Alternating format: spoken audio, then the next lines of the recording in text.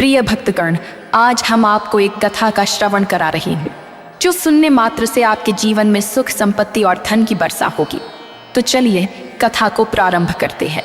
एक बार माता पार्वती भगवान शिव से पूछती है, सीधा साधा व्यक्ति क्यों परेशान रहता है? उसके साथ गलत क्यों होता है? अक्सर उनके साथ छल क्यों होता है? फिर भगवान शिव कहते हैं, हे देवी, आप इस कहावत और कहानी को सुने, आपके मन की उलझने समाप्त हो जाएगी। अगर आप यह कहानी सुन रहे हैं तो पूरा सुनिए। इस कथा को आधा अधूरा छोड़कर जाने की गलती मत करिएगा, क्योंकि इस पवित्र कथा को पूरा सुनने से मनचाहा फल की प्राप्ति होगी। इसलिए इस कथा को पूरा सुने। आप शिव भक्त हैं तो भोलेनाथ का अनादर ना करें। एक बच्चा अपने पिता के साथ एक जंगल में घूमने के लिए जाता है। वो दूर से देखता है कि एक शेर हिरण का शिकार कर रहा था। उस बच्चे के मन में यह दृश्य देखकर एक करुणा का भाव उदय होता है। वो अपने पिता से कहता है कि पिताजी, ये हिरण तो कमज़ोर है और वो शेर उसको खा रहा है। हमें उस हिरण को बचाना चाहिए। यह सुनकर पिता कहते हैं, लेकिन वो शेर भी तो भूखा है। अगर तुम हिरण को बचाओगे तो तुम शेर के लिए बुरे बन जाओगे। फिर पिता पूछता है, तो इस परिस्थिति में तुम क्या कर सकते हो? जैसे जंगल में जो सीधे पेड़ होते हैं वो सबसे पहले काटे जाते हैं, और जो टेढ़े मेढ़े तिरछे पेड़ होते हैं उस सदियों तक जंगल में खड़े रहते हैं।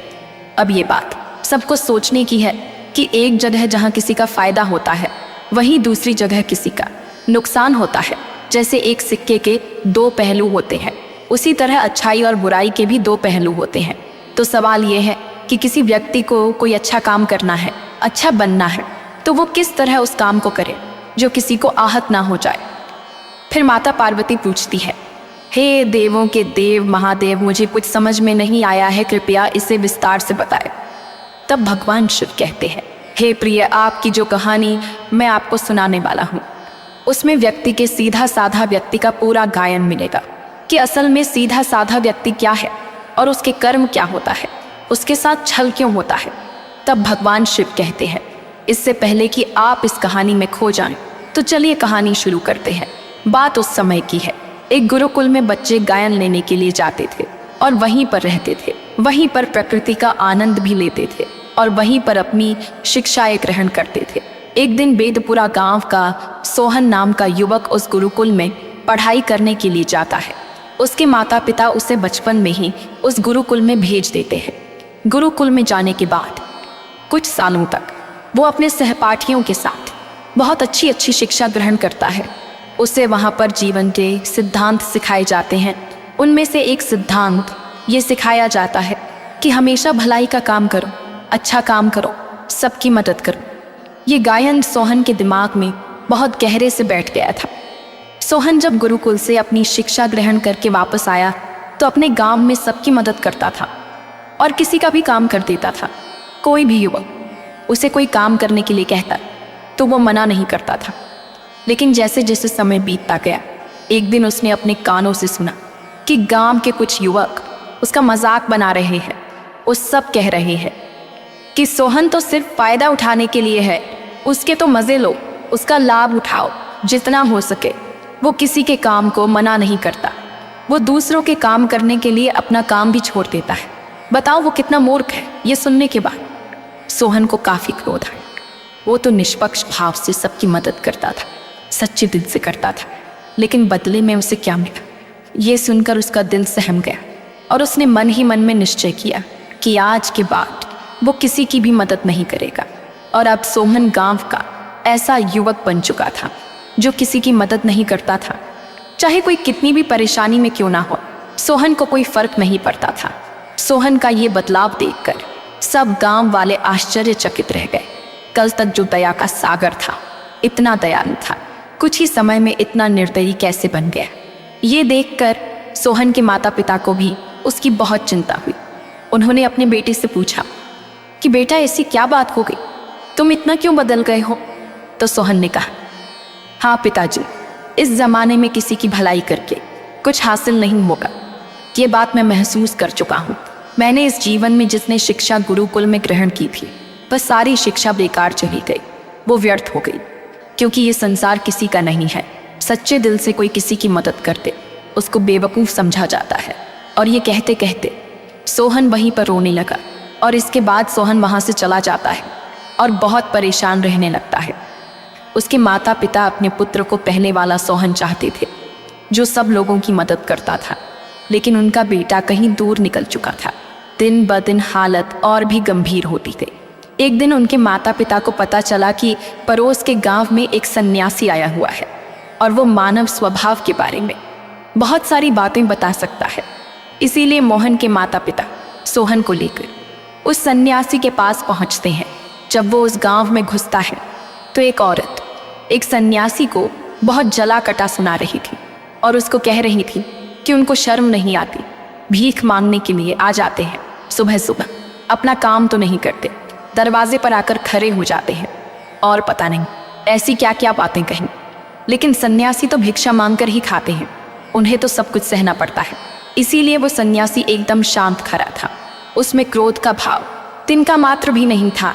और जब उस सन्यासी को उस घर से भिक्षा नहीं मिली तो दूसरे घरों की तरफ निकल गया। यह सारा दृश्य सोहन भी देख रहा था। इसके बाद उसके माता पिता उस गांव के लोगों से पूछकर उस सन्यासी के ठिकाने पर पहुंचते हैं और वहां पहुंचकर वो देखते हैं कि ये वही सन्यासी है जिसे वो औरत जली कटी सुना रही थी, जो गांव से भिक्षा मांगकर अपने आश्रम में वापस लौट आए थे। उसे देखने के बाद सोहन और उसके माता पिता ने उसे प्रणाम किया और वो वहीं पर बैठ गए।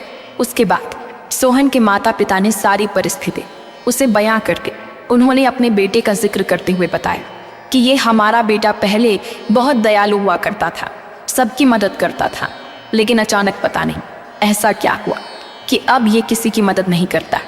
कोई व्यक्ति इसके सामने मर भी रहा होता है तब भी उसे पानी तक नहीं पिलाता। ऐसा स्वभाव हो गया है। इसका हम कुछ समझ नहीं पा रहे कि ये बदलाव अचानक से कैसे हुआ। इससे पहले कि वह सन्यासी कुछ कहते, उससे पहले वो औरत जो गांव में उस सन्यासी को जली कटी सुना रही थी, वो अपने बेटे को लेकर वहीं पर पहुंच गई और हाथ जोड़कर उस सन्यासी से प्रार्थना करने लगी कि मेरा बेटा बहुत बीमार है, अचानक से इसे बुखार आ गया है और गांव के लोगों ने बताया कि आप इसका उपचार कर सकते हैं, कृपया करके मेरे बेटे को ठीक कर दीजिए। ये सुनकर वो सन्यासी तुरंत उस बच्चे का उपचार करने में लग जाते हैं और कुछ ही देर बाद औषधियाँ देने के बाद वो बच्चा बिल्कुल स्वस्थ हो जाता है। ये सब देखकर वो औरत उसे कुछ भिक्षा देकर प्रणाम करके वापस लौट जाती है। ये सारा दृश्य सोहन भी देख रहा था। सोहन के मन में एक सवाल उठ रहा था और जब वो इसका कोई जवाब नहीं ढूंढ पाया तो उसने उस सन्यासी से पूछा, शायद आपने पहचाना नहीं, ये वही औरत थी जो आपको जली कटी सुना रही थी, जो गांव में आपको भिक्षा देने से मना कर रही थी। शायद आपने उसे पहचाना नहीं, अगर आप पहचान लेते तो आप उसकी मदद नहीं करते। ये सुनकर वो सन्यासी मुस्कुराने लगता है। उसके बाद वो सन्यासी सोहन को बताता है कि दूसरों की अच्छाई करने से कुछ अवस्थाओं में दुख मिलता है, लेकिन अगर तुम कर्मों का सिद्धांत समझ लेते हो तो अच्छाई और बुरा, इसके सारे भेद तुम्हारे सामने स्पष्ट हो जाएंगे। मैं भली भांति जानता था कि ये वही औरत है, लेकिन मैंने बिना कोई द्वेष का भाव रखे हुए वही किया जो मेरा कर्तव्य था। जब आप किसी की भलाई बिना किसी लालच के करते हो, बिना किसी चीज़ की इच्छा से करते हो, बिना किसी द्वेष के करते हो, वही अच्छाई होती है। लेकिन अक्सर हम लोग जब किसी की मदद करते हैं तो हमारे मन में यही भावना बन जाती है कि बदले में वो इंसान भी मेरी मदद करे, लेकिन ज़रूरत पड़ने पर जब वो हमारी सहायता नहीं करता तो हमें दुख होते हैं। इसीलिए किसी भी इंसान के साथ बिना कुछ पाने के भाव से उसका भला करो और उतना ही भला करो जितना तुम्हारा सामर्थ्य हो, मतलब तुम्हारी आर्थिक और शारीरिक क्षमता के हिसाब से, ताकि कल को अगर वो इंसान तुम्हारे साथ बुरा व्यवहार भी करे तो तुम्हें उसका खेद ना हो, उसका पश्चाताप ना हो कि मैंने उसके लिए इतना कुछ कर दिया और मेरे साथ तब ऐसा व्यवहार कर रहा है। इसीलिए किसी का उतना ही भला करो जिससे तुम आहत ना हो। दूसरी बात, किसी दूसरे परिवार के झगड़े के बीच में तुम कभी मत पड़ना। अगर कोई पति पत्नी आपस में लड़ रहे हैं और वो पति अपनी पत्नी को पीट रहा है और तुम उसे बचाने के लिए पहुंच जाते हो कि तुम उस औरत को पीटने से बचाने का प्रयास करते हो, तो ऐसा करना तुमको संकट में डाल सकता है, क्योंकि वही औरत जिसकी तुम मदद करने के लिए गए थे वो यह कह सकती है, यह तो हमारी आपस की बात है, तुम्हें इससे क्या लेना देना। और इसका तुम्हारे पास कोई जवाब नहीं होगा। इसीलिए दूसरे के फटे में कभी टांग मत डालना। अगर ऐसी स्थिति कभी पैदा हो जाए, अगर कोई तुमसे मदद मांगे तो ग्राम सेवक तक खबर पहुंचा दो, उसका फैसला करेगी। तीसरी बात, अपने विवेक का इस्तेमाल करो। अपनी आंखें खोलकर देखो किसे वास्तविक रूप से मदद की जरूरत है और कौन ढोंग कर रहा है, क्योंकि अक्सर लोग दया का पात्र होने का दिखावा करके आपको बेवकूफ़ बनाकर आपसे मदद ले लेते हैं। जैसे कि आज के युग में हम बहुत सारी जगहों पर देखते हैं, बस अड्डों पर, रेलवे स्टेशन पर बहुत सारे छोटे छोटे बच्चे भीख मांगते रहते हैं। अब उसमें दो स्थिति पैदा होती है। अगर आप उनको भीख देते हो तो आप भीख मांगने को बढ़ावा देते हो, और अगर भीख नहीं देते हो तो वो बच्चा शायद आज खाना भी नहीं खा पाए। इसीलिए ऐसी स्थिति में आपको अपनी बुद्धि का इस्तेमाल करना चाहिए। आप उसको पैसे देने की बजाय खाना खिला सकते हो या कुछ किताबें दिला सकते हो। इसीलिए सही तरीके से मदद करने के लिए विवेक का होना बहुत ज़रूरी है, वरना तो आपके धन का दुरुपयोग ही होगा। और एक बात जो समझने की है, अगर किसी की भलाई करनी है तो खुद की भलाई करो, क्योंकि अगर तुम खुद बदल गए तो पूरा ज़माना अपने आप ही बदल जाएगा। इसीलिए कहीं आपने मन में ये भ्रम तो नहीं बना रखा है कि मैं तो अच्छा इंसान हूँ और मैं दूसरों की मदद करता हूँ, तो वो तुम्हारा अहंकार का रूप है। इंसान कभी भी आखिर तक पूर्ण नहीं होता, और जो अपने आप को पूर्ण समझ रहा है वो धोखे में है। इसीलिए दूसरों को बदलने की बजाय खुद को बदलने पर ध्यान दो, और इसके लिए आपको भीड़ में भी अकेला रहना सीखना होगा। आप सबके साथ हैं, सब में उपस्थित है, लेकिन अंदर से आप एकांत है, अंदर से आप शांत है, अंदर से आप मौन है। अपने अंदर के एकांत का आनंद उठाने के लिए आपको ध्यान में उतरना होगा। आपको रोज़मर्रा की ज़िंदगी में ध्यान को एक हिस्सा बनाना होगा, ध्यान को वक्त देना होगा। उसके बाद आप पाएंगे कि आपके अंदर एकांत के समान आनंद मिल रहा है। इस दुनिया के किसी मोह में नहीं है, किसी वस्तु में नहीं है, किसी वासना में नहीं है। नदी के किनारे पड़ा हुआ छोटा सा पत्थर भी उस नदी के बहाव से कट कट कर बहुत मुलायम हो जाता है। उसमें कोई दरार, कोई कोना नहीं बचता। उसी तरह ध्यान के निरंतर बहाव में बहने से उसी तरह निर्मल हो जाता है, जिसके बाद हम किसी भी चीज़ को महसूस कर सकते हैं, जिसके बाद हम वर्तमान का मतलब समझते हैं, जिसके बाद हमारे अंदर करुणा का उदय होता है। वो करुणा जो किसी विषय वस्तु से नहीं जुड़ी हुई है। इसीलिए आज से ही अपनी यात्रा चालू कर दो, अपने जीवन के आनंद को पहचाने, क्योंकि इंसान की ज़िंदगी बहुत छोटी होती है। पता नहीं कब आखिरी सांस आ जाए, तो जीवन के जो पल बचे हैं उन्हें उस परमानंद में बिताओ।